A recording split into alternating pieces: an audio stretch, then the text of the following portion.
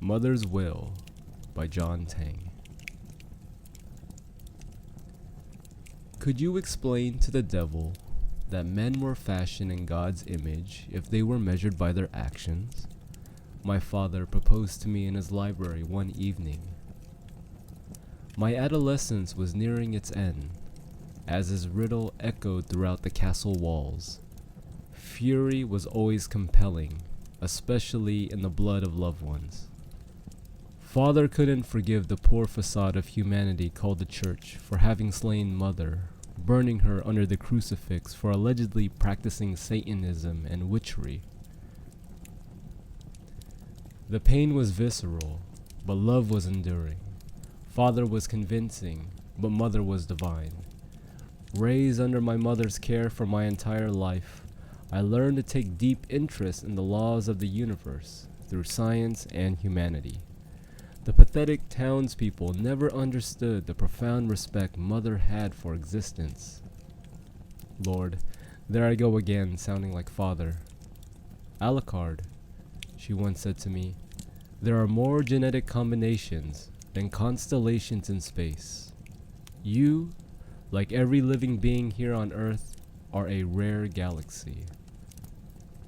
Then, the dreadful night occurred when the church, in collusion with the monarchy, captured mother. I was asleep while father was away on a long voyage. But when he arrived home, he sought my mother immediately. He investigated her absence to only find the trail of anguish lead to the public's forum. On a crucifix, mother burned with the other thieves.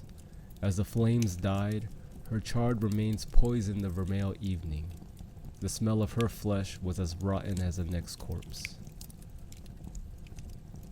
Father's retribution was inimitable. He promised the feeble clergyman that his army of dead would wreak havoc on this pitiful town. But for me, an angelic voice sang for peace. Do not hate humans, Alucard. If you cannot live with them, at least do them no harm, for theirs is a hard lot. I expressed the same words verbatim to my father in his library. Your mother could be an imbecile, father said from the regal chair. Sometimes he used mother's name in vain just to arouse the odium inside me. Lisa's love for her own kind led to her death. Isn't that funny? I made a joke. You should be laughing. It's what the thespians call irony.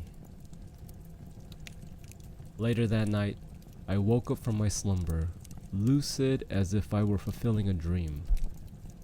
Going through our vaulted hallways, decorated in oil paintings from my parents' lineage, past the library, towards the staircase which led to the basement, I opened the heavy doors to the armory.